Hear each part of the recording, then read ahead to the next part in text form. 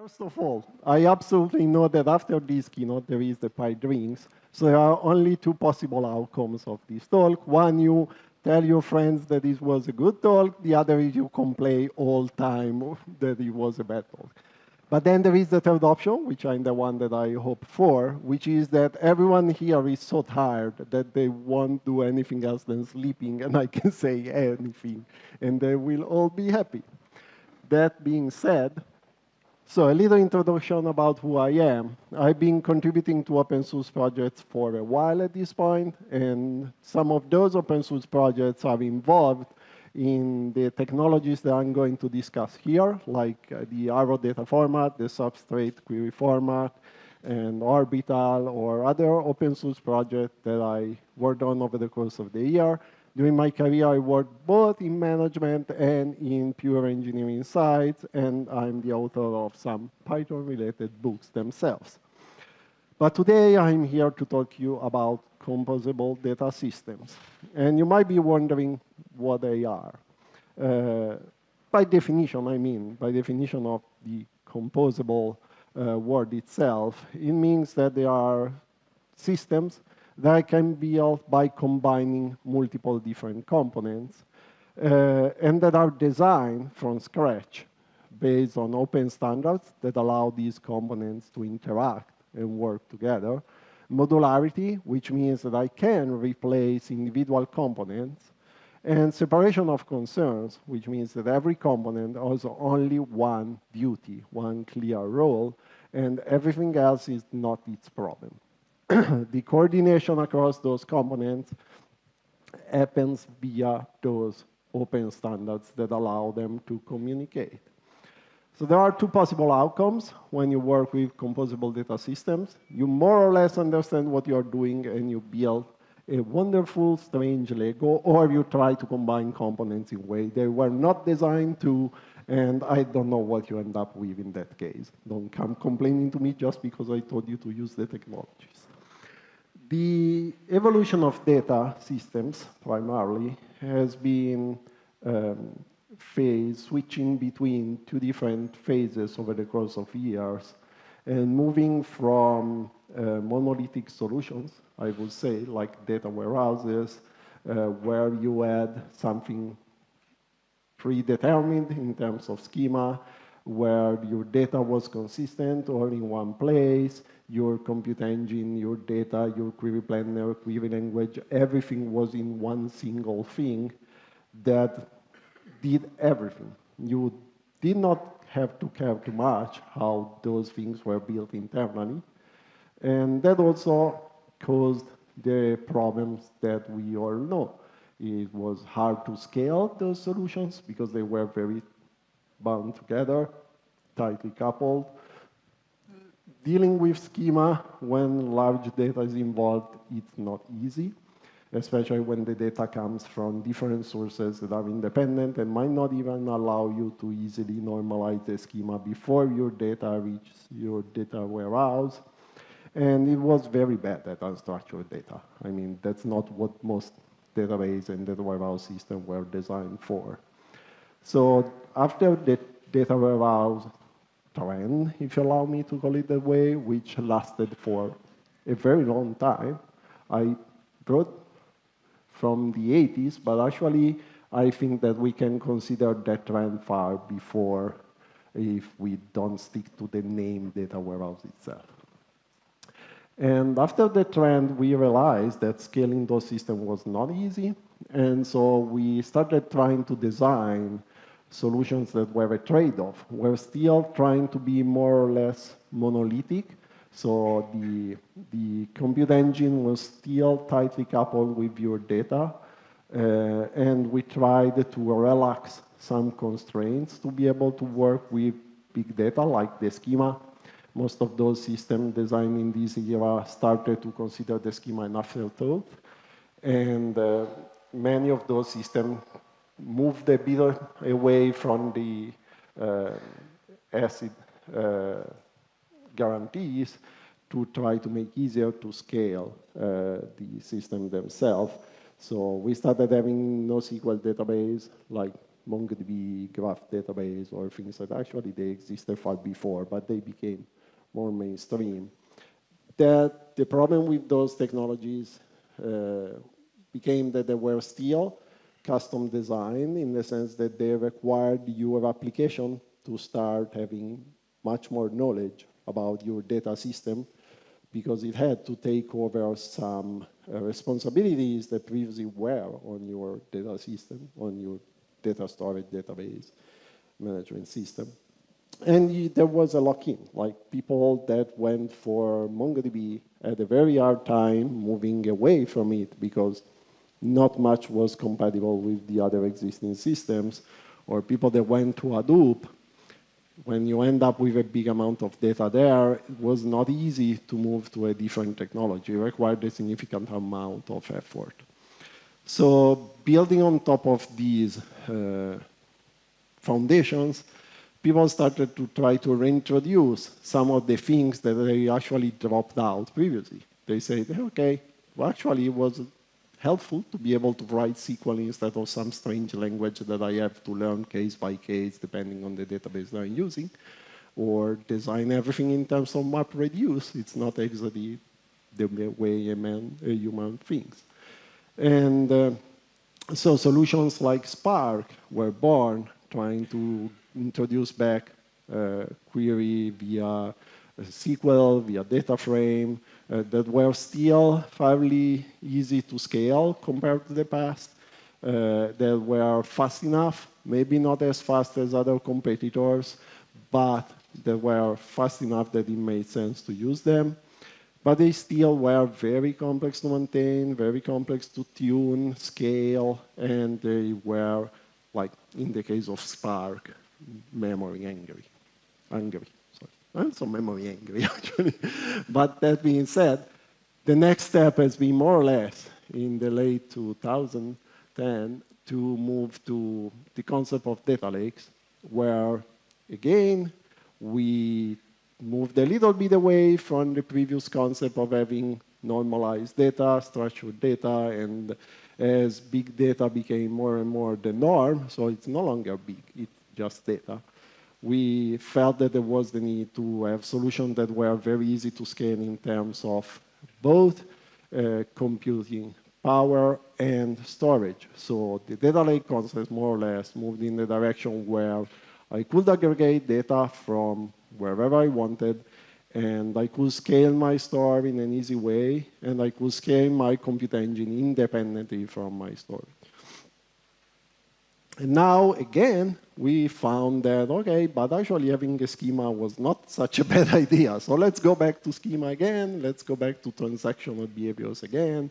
And so we are moving from data lakes to lakehouse, which is more or less enabled by table formats, like Iceberg or catalog formats in general, Duck Lake, and Iceberg, and so on, that put back the consistency, transactional behavior, schema evolution that we had on past technologies, but on top of the same things we used in the past for our data lake.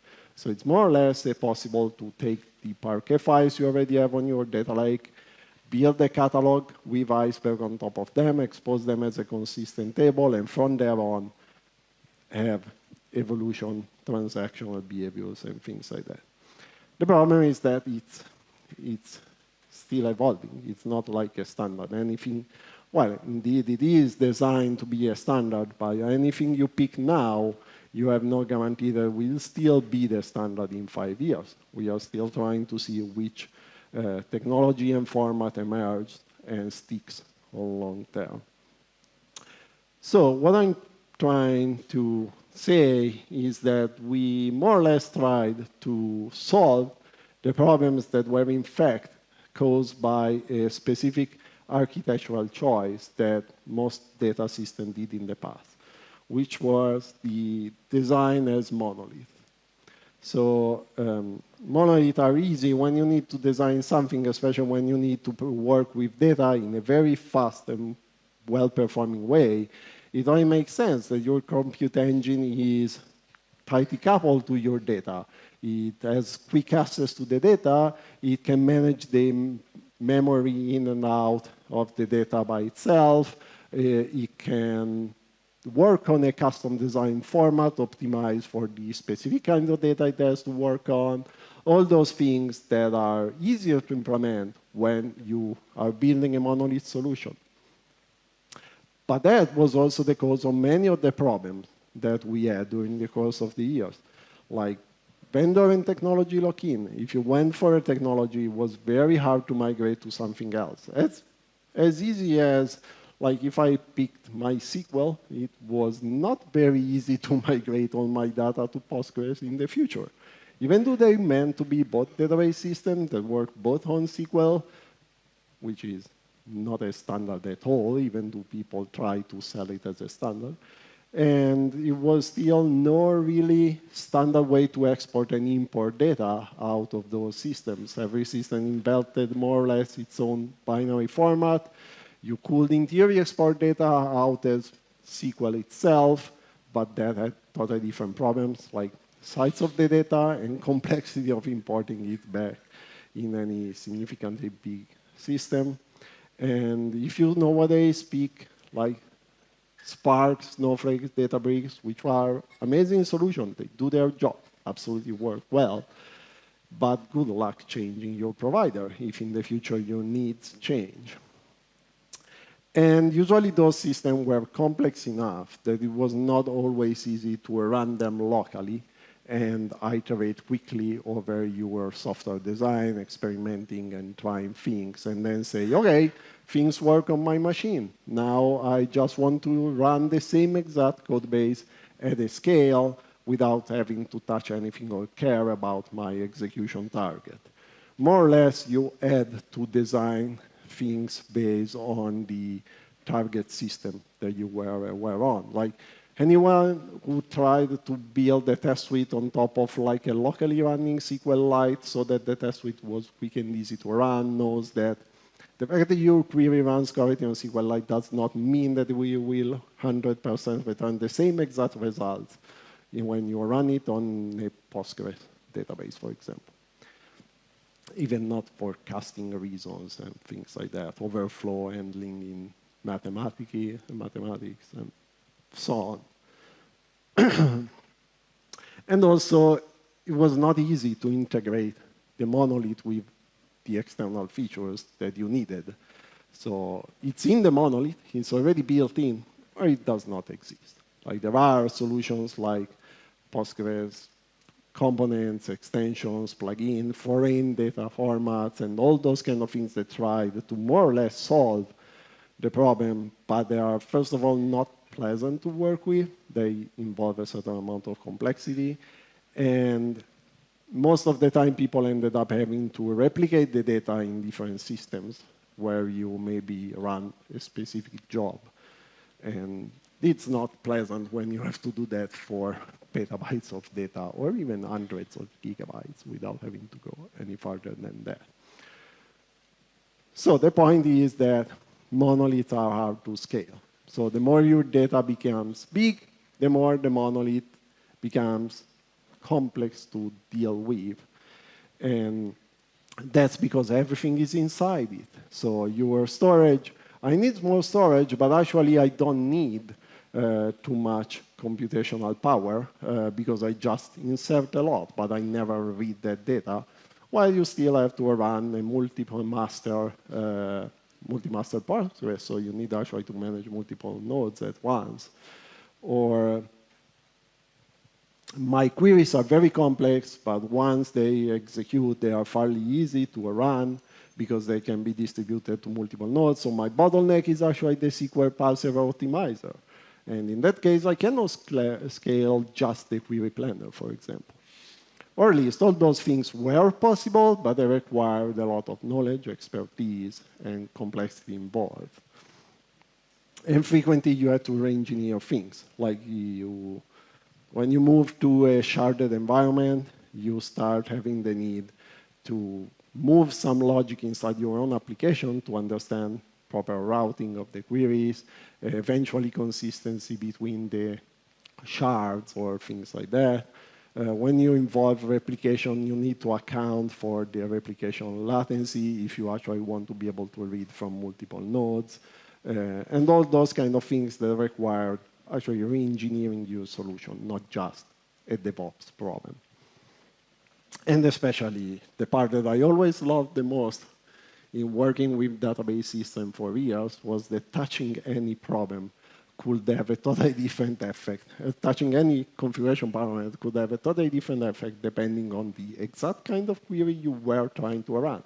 So it was a very hard problem that depended on the hardware you were targeting, but also your exact workload you were targeting.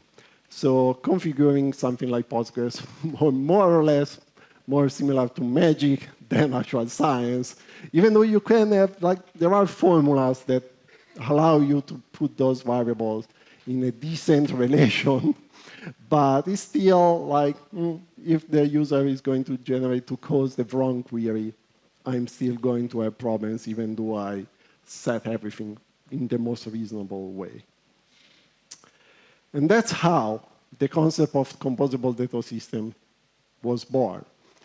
Or better, it's something that was already there, but we never gave it an official name, and we never have been able to agree more or less on how to build composable data system during the course of years. And the foundations are, as I told you, the fact that you have specialized components. So all the things we have seen here, storage, execution engine, query planner, concurrency control, or every other component you can think of, is not something that is built into your technology, it's just a piece that you can pick and use in your system.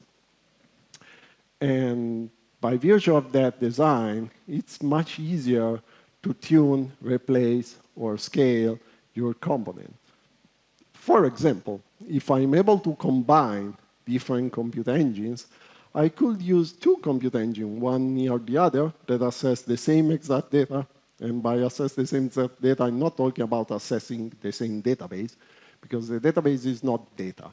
The database implies accessing to the data, converting it to a format that the database understands, converting it to a format that your network transmission understands, and converting it to a format that your application understands. So because PyCon does not speak Postgres binary network protocol, and Postgres in memory, I never checked, but I would bet that it does not store the data the same exact way it ships them via network.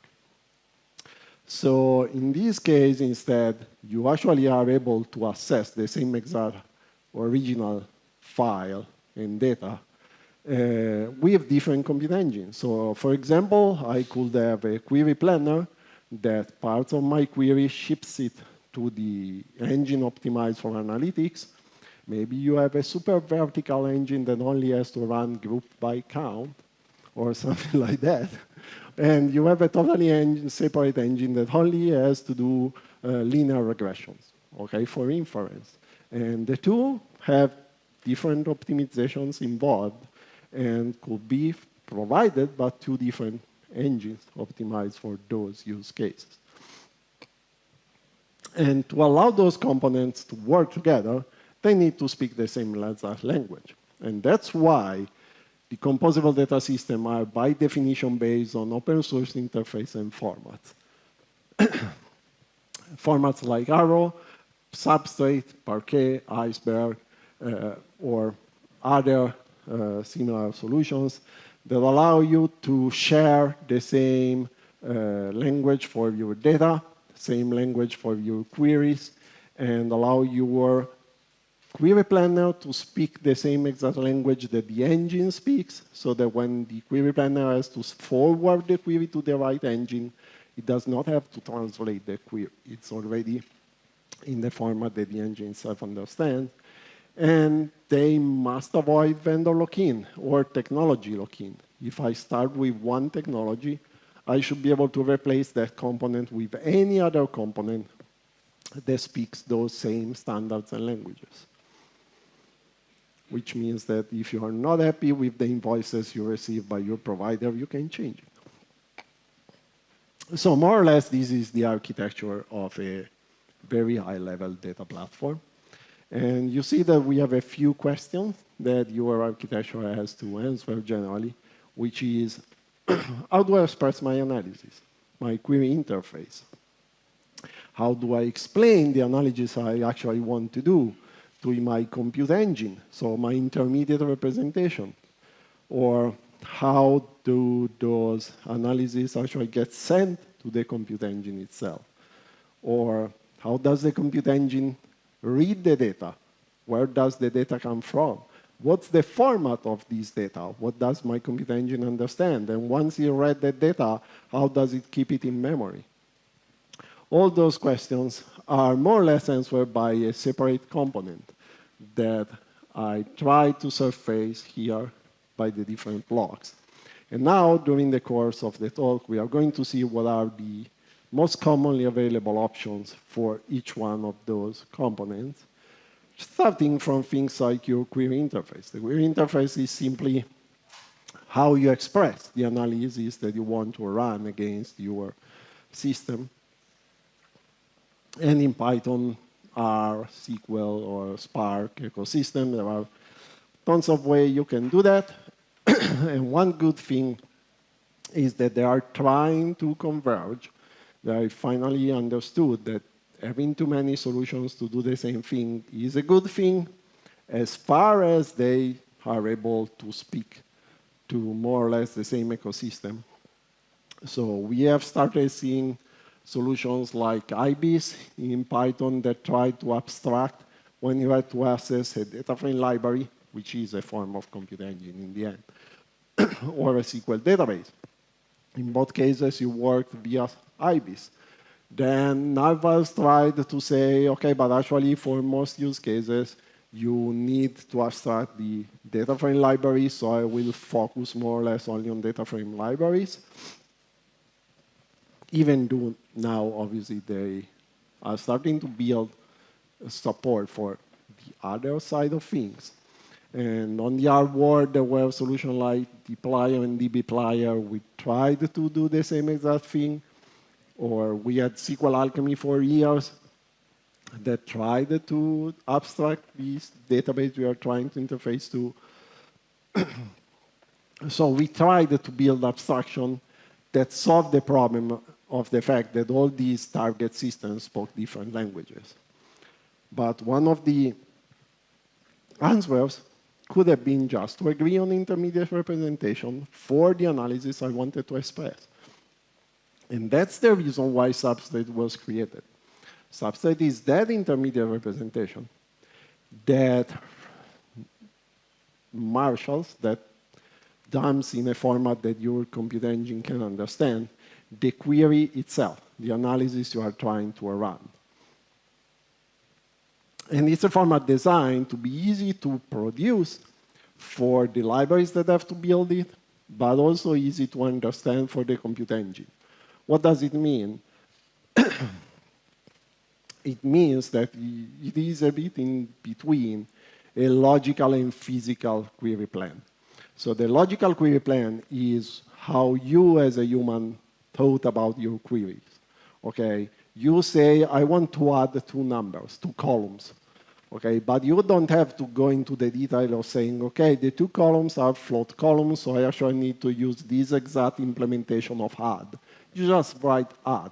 But that add for the compute engine actually translates to 5, 6 different functions that it has to dispatch based on the types of the columns involved in the operation. So you express your logical plan, but then the compute engine has to parse that logical plan into a physical plan and say, okay, he wants to run a add operation. And the two columns, the two identifiers that they provided are actually float columns, so I need to translate the plan to actually invoke the specific add version instead of just add. So Substrate tries to balance between the two worlds. So it has explicit about the schema. So the client that generates the query has to know the schema that it's targeting, and the schema has to be passed as part of your Substrate query. So the engine knows that you are trying to target a float column and does not have to resolve the schema itself before it can run the query. They all agree on the types that we are working with. And then I can talk with any engine that supports Substrate. And there are already a few of them, actually. So let's take a look at Substrate. We know that this is more or less the list of engines or technologies that already have support for Substrate at different levels. I would consider Substrate still an experimental technology. It's one of those standards that is a very good idea, it works in practice, but we don't yet know if in 10 years it will be what everyone agrees on. But there are some engines that already agreed that it makes sense to experiment with it, try it, and see if it sticks on long term. So we have DuckDB, we have Acero, which is the compute engine in Arrow itself. We have Data Fusion, we have Gluten, we have the legacy implementation of Velox. I think they are now separating Substrate as a separate component of the engine. We have Ibis, which is able to produce Substrate. We have dplyr Substrate, which is able to produce Substrate for your dplyr expression. And we have protocols like FlySQL ADPC that support Substrate natively. And this is more or less how a Substrate plan works. It looks like. So you see that it's very verbose because it's not written for us humans. It's written for computers. So you still are going to write your queries in SQL probably.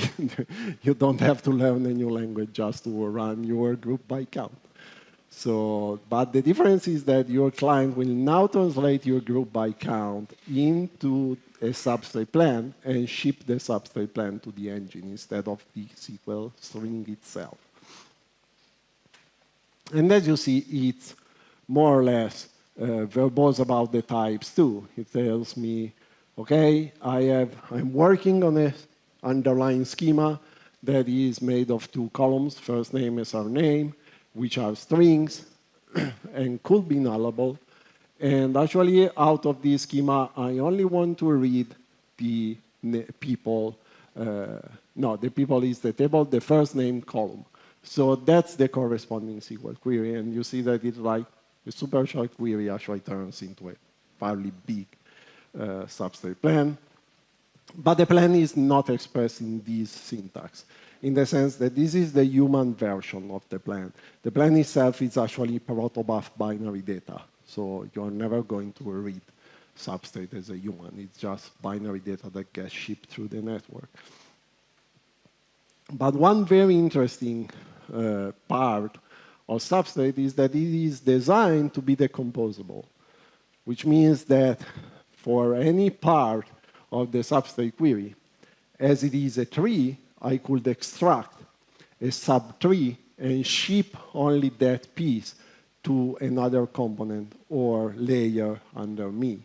So an engine that actually has, like the example we did before, I integrate 2 different engines. The planner could take one part of the query, extract it from the Substrate tree, send it to the inference engine, and then replace in the original query the outcome of that execution and send the remaining part to the analytics engine, which it will be able to do further analysis on top of the data that was already returned by the inference engine. And when I say the Substrate is not meant for humans, I say for real, because this is a simple group by count. Okay, so don't try to do that. Use something that generates Substrate for you. So the next step we have is connectivity. Now that I'm able to represent my queries, how do I actually send those queries to the engine that I want to reach? And that's why technologies like Flight, and on top of Flight, FlySQL, and on top of FlySQL and other drivers, ADBC was invented. They are more or less the equivalent of what it is ODBC or JDBC, but for column measure data, okay, for data for analytic systems primarily. And there are much more lightweight protocols that don't involve all the communication overhead that you have in like managing the cursor that typically the other protocols involve. You don't have all that back and forth with your database. So it's more or less designed to be as fast as possible at transferring data that is by design column major. What are those protocols? So you can see them like a stack. At the lowest point, we have flight. Flight is no more than a framework to transfer data. So the only thing that it understands at its foundation is the concept of a column in practice, or a set of columns, and that it has to be sent to someone. And how those columns are sent. They are sent in a standard format so that everyone that understands flight is able to speak with a flight server or client. But it has limited capability in terms of everything else, in terms of coordination, control of the transmission, even though it can be extended via custom actions. And an extension on top of flight that adds custom actions specifically designed for queries is FlySQL. So FlySQL is an extension of Fly that builds a protocol designed to send SQL or substrate queries and receive data via flight. And on top of that, we can have ADBC, which actually does not limited force to work with FlySQL. ADBC is able to work with other protocols too.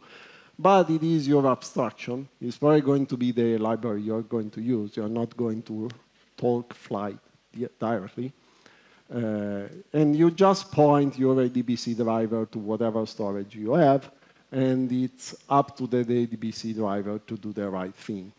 The only thing you know that if you are using ADBC, all your results will be transferred in a specific format that is the arrow format, and that any driver that implements ADBC is going to return you the results on column major format.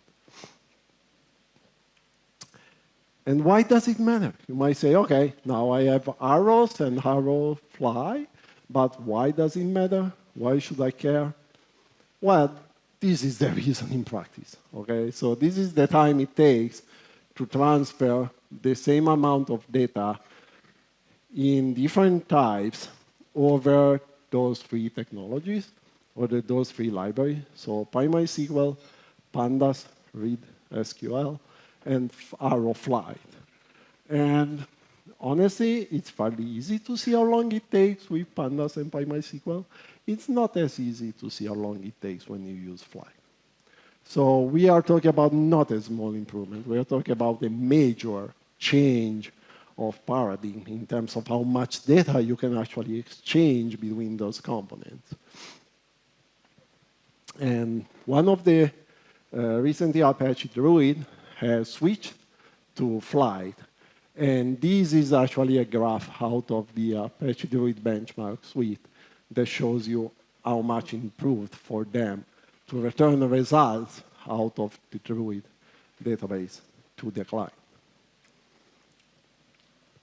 And as we said, we have to agree on a format that can go through Fly. And what's this format? It's what you already heard me mention it a few times, but it is Apache Arrow. Apache Arrow is a format designed to represent data in a binary format. So it's not something like JSON. It's pure binary. And that it is designed to avoid this exact problem. When you had to speak, to collaborate between different components, before, each one of those had to read the data and convert it into something else that we're able to work with. For example, in the past, because now they are converging to arrows, so things are not like that anymore. But in the past, there were cases where if you had XGBoost and you wanted to run your boosted tree on a pandas data frame, XGBoost actually had to decode the pandas data frame into NumPy, purely NumPy data, because yes, pandas used NumPy as its foundation, but the layout of the data is not as simple as one might expect. It tries to use multidimensional data as much as possible, but it had to perform some form of conversion unless they were just simple numeric columns. And that conversion had a cost, just to be able to run a different library on your data frame. Now that they agree on Arrow, that cost is gone. Like, each one of them can read the data that the other one produced, and they don't even care about who produced that data. I don't have to implement my conversion for pandas itself. I can just access the underlying data, the same data that pandas already has in memory, so I don't have to read it from anywhere. It's already there in my memory. Imagine it's just a pointer. I point to the same exact memory area, and I work on top of it, as if it was my own memory. And this works, and has two different side effects that are very interesting. First of all, it's very fast. Like, up to the point that this is an example that I really like, because it shows that if I have a dictionary on NumPy arrays, building a data frame in pandas out of that dictionary NumPy array involves a cost that is actually higher than building a PyArrow table, an arrow table from those arrays, and then converting the table to pandas. So doing two steps via the arrow format, it's actually faster than doing only one step from NumPy to pandas directly. And this is changing, more or less. I didn't try like now, the example, and pandas is slowly moving to arrow internally. It already uses arrow for string columns, and there are ongoing discussions about extending the support to other column types too. But like all widely adopted technologies by pandas, those discussions are not easy, are taking time, has been going on for, I think, more than a year, maybe 2 years, something like that. But eventually, we will get there probably at one point, one way or another.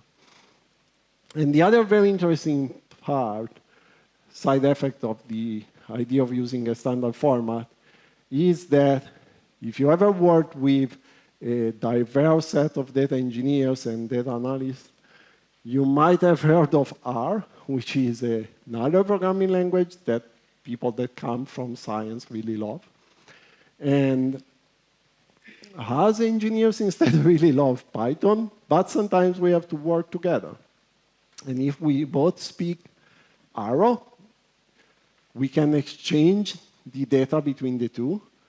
And like a Python program can invoke an R function at zero cost.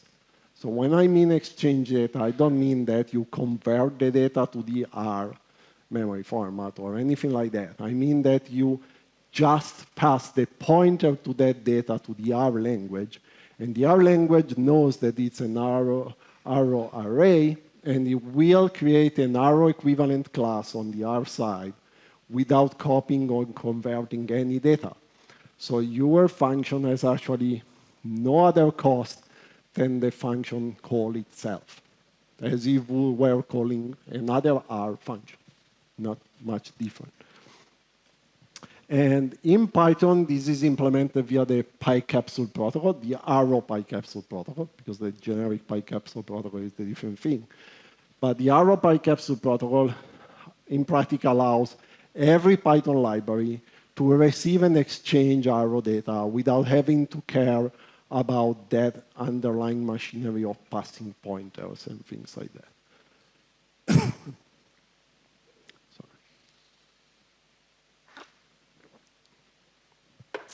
So, what do Compute Engine do in this context? Well, when I have an Arrow-based compute engine, there are some major benefits that I get by a consequence of all the layers we discussed before speaking arrow. So an arrow compute engine means that it's a compute engine that uses arrow to send back the result to me, to my client, and uses arrow itself as its in-memory format. Why this is important? It's important because when I read the data, I perform, imagine a filter. Okay, what your compute engine can do is take all the rows that do actually are lower than 5, okay? So in reality, in the arrow format, the rows are a continuous array of memory. And if I don't have to perform any conversion, I can just get the pointer to the end of my list of rows and say, okay, this is where the last row is. After this, they are all columns, rows bigger than 5, okay? And I just have to pass to the network layer the starting pointer and say, take data up to this pointer.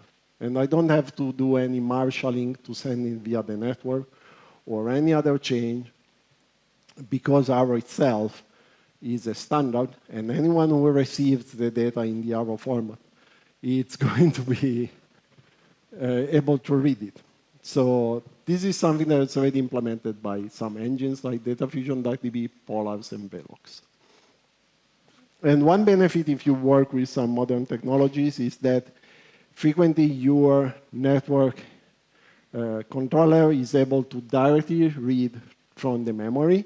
So even at the hardware level, you don't really have to do any copy. And by using arrow, all this complexity, which is more or less the data-related software and libraries from 2023, so it probably works now, could be put under control. And at the end of the chain, I have my data storage, which is what the compute engine has to access. And the same way it said for the previous layer applies here. In my data storage speaks arrow and substrate. I'm able to access the data independently from where it is, and I don't have to care if I change my data storage. If I move from S3 to another flight source, so another compute engine, or I connect to Snowflake via IDBC, it does not matter. They all speak arrow. And if my my storage format understands substrate, I'm even able to extract part of the substrate pen and push down projections and filters, for example. Like the people in MinIO at a certain point discussed the idea of having the storage layer itself, something like S3 select, that speaks substrate, so that I could select only the files that already match the predicate and avoid transferring all the data. There are some data formats that already arrow native or arrow compatible. So like, for example, the LANS format and the arrow IPC format are arrow native, which means that, for example, if I read the data from those formats, it's zero copy. I can do frequently in the case of LANS and always in the case of arrow, just memory map the data from my disk. And that's all. The library does not have to perform any conversion. For more complex formats like Parquet, Iceberg, some kind of decoding has to happen. Well, they are compressed format, dictionary encoded, runland encoded. All those things have to be decompressed. But there are fast implementation of those paths. So they are compatible enough with the memory format of arrow that the decoding is minimal. Not zero, but it's reduced compared to converting them to something else. Obviously, you read your data from CSV or JSON. That has totally to be converted to arrow. So being able to use a composable system does also mean that it's scalable and fast because I can replace my components. So for example, if I have here, it's a comparison between a query on Spark that takes on 10 terabytes of data a certain amount of time based on the amount of nodes. And if I could replace the Spark execution engine with a GPU-based engine In many cases, this is the comparison of how much time it will take to run the same exact query. And if I use Arrow and Substrate, I don't have to touch anything else. Throw away your compute engine, replace it with QDF, and that's what you get. So this is the benefit of composable solution. Not only my developers can work in their favorite language and then don't have to learn specific technologies, but I can replace all those pieces based on the one that performs better in my scale or my complexity.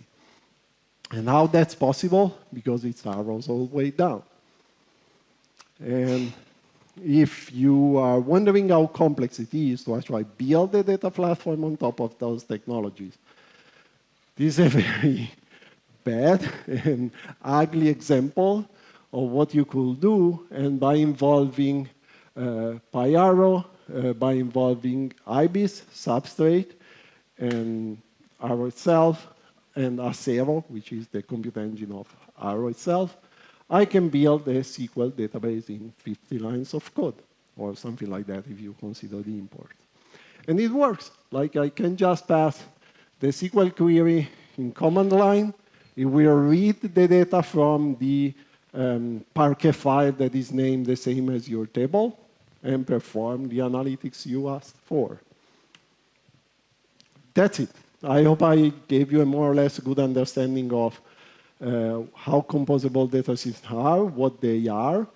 If you are interested, I tried to write in the past a little project, which is Data Playground, which builds an entire computation analytics platform from scratch, up to building the compute engine itself, in a very simplified way, whose only purpose is to explain the main concept to people that want to understand more or less how a system like that works. And if you want to keep up with the news on those technologies, you can subscribe to the monthly Python Data Engineering newsletter, where I talk about all the new releases of those technologies and the cool features they implement.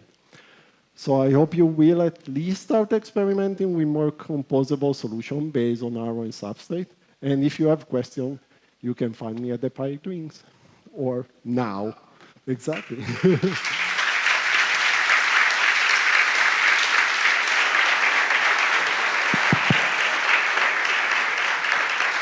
All right.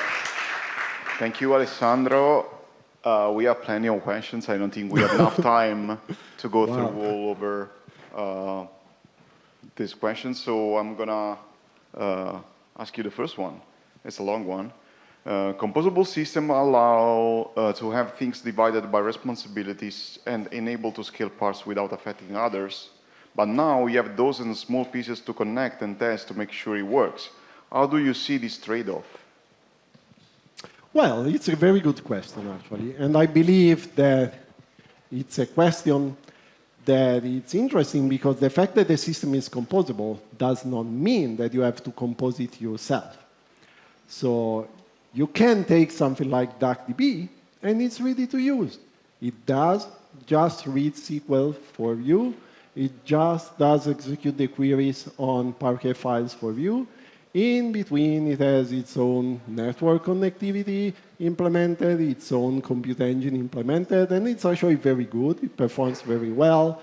It's effective, and it's built on those technologies. So if you tomorrow wants to move from DuckDB to something else, you can. You're not stuck there, but you can start from something simple and self-contained like DuckDB. Thank you. Second one. Many open source tools are built by companies trying to make money. How can they be convinced to implement standards which avoid lock-in when they might risk them losing customers? Oh, that's interesting. From one point of view, let me tell you that many of those technologies, exactly because we see their value at a scale, like for the world computer science, they are managed by foundations or things like that. So that's why you frequently see the name Apache in front of those technologies, because they wanted to go behind the foundation that gives rules and guarantees that decisions are not made by a single company. So it's not going to be there a company that decides everything for you and you must apply. there are a lot of companies, some of them big, like Intel, Microsoft, or people like that, that are involved in Arrow development, but they cannot make decisions by themselves. They have to agree with each other, and by virtue of that, no one of them is cut out of the decision process. So they actually benefit from the fact that they have a technology that integrates with the other technologies, and that allows them to pull people into their solution if it has a value. It's true they can no longer use vendor lock-in as a way to force people to stay there, but as far as their solution is able to provide value, they can attract people that are in the same ecosystem. Thanks. Now let's open the Pandora vase. Can you explain why Arrow is so fundamentally faster? Okay. There are a few reasons. First of all, Arrow is designed for its job in the sense that the way the data is represented in memory is as much as possible close to how your computer wants it to be. It's contiguous, memory aligned, it's in the same format your computer engine usually expects, and it's fast because of that, because it allows the computer engine to implement vectorized execution on top of that data. And it's fast because it allows the computer engine and all the other nodes involved to exchange that data without having to copy it. When you have seen that graph of how fast it is for SQL compared to the other protocol, yes, part of that is because Arrow is very lightweight, it's easy to transfer for the machine. But part for that, it's also because we are skipping many copies at all levels. We are skipping the moment the computer engine has to encode that data to go to the network. We are skipping the moment where the network has to copy it to send it through the line because it can use DMA by virtue of the fact that the data is not to be encoded. We are skipping the decoding phase on the side that actually received that data. And same as before, we can actually perform direct memory access to read that data because it has not to be translated or decoded. All these decoding steps allow your computer to go through optimized paths that don't involve the CPU at all to be performed. And that's why it becomes faster. Great. Keep going. Zero copy conversion is nice, but how does it compare with keeping everything native to the original engine, now was IBIS, without changing the API? Is that clear? Should I repeat it? Yeah, maybe. Okay, yes. so zero copy conversion is nice. That's a statement. Yeah. But how does it compare with keeping everything native to the original engine without changing the API? And in the question is mentioned IBIS as an example. Yeah, okay. Well, you can. I mean, you're not forced to change the API. As I said before, you can use things like Snowflake speaks Arrow and speaks SQL. DuckDB speaks Arrow and speaks SQL. They are more or less solutions that allow you to stick to the same API. If you use Polars, okay? How many people here use Polars? I bet there are quite a few. Great. So Polars are Arrow-based. So you can keep using Polars and also integrate it with other Arrow libraries, Arrow-based libraries. As far as your library speaks Arrow, you can use it with Polars. Now PySpark just released like a day or two ago, I don't remember, a simple new method that your data frame I have, which is toArrow, which exposes the Spark results as a plain Arrow table. So I could, in theory, perform a query on Spark, get it as an Arrow table, and run a further analysis via Polars on top of it, without any conversion cost in the way. So the fact that it's composable means that you can pick the components you want when you want. You're not forced to replace your entire stack. Okay, thank you. I think we have time for a couple of questions. Do you see support for large cloud providers towards composable data systems, or do you see obstacles in adopting this approach?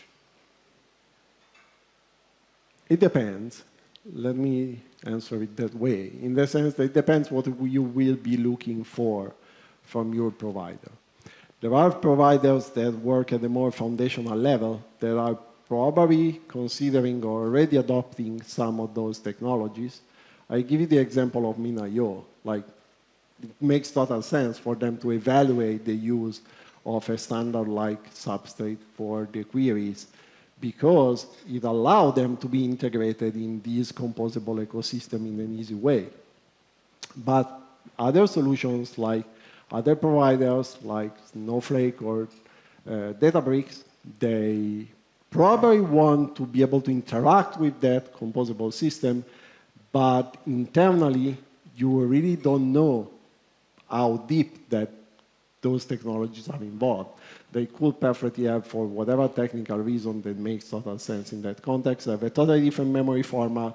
But in the end, as far as I, as a user, receive raw data, I can still involve all those technologies that we talked about before and build my solution. And if in the future I switch from that database cloud system to something else, my code has not to change because it still speaks ADBC and still speaks Arrow. Okay, time for the last question now. How does Substrate handle complex type which might be different between languages or technologies? For example, in Python we have datetime, but in SQLite we represent them as strings. Okay, they have a standard representation for those. So Substrate, for many of those types, tells you you have to encode it this exact way. So there is a defined Marshalling format for those types. When you have to pass constants, okay, the types themselves at the data level are managed by Arrow, okay. At the constants level, they could be managed by Substrate instead. And for other formats, Substrate is designed to allow extensions. Extension both for functionalities, so additional functions that your system might implement, add some, whatever, and types, so float balls, whatever, okay? You can define them and inject in your Substrate query where the definition of those extensions is available for fetch, and your compute engine will fetch the definition from that place and will be able to understand the types you wrote in your query. Okay, thank you again, Alessandro. Thank you.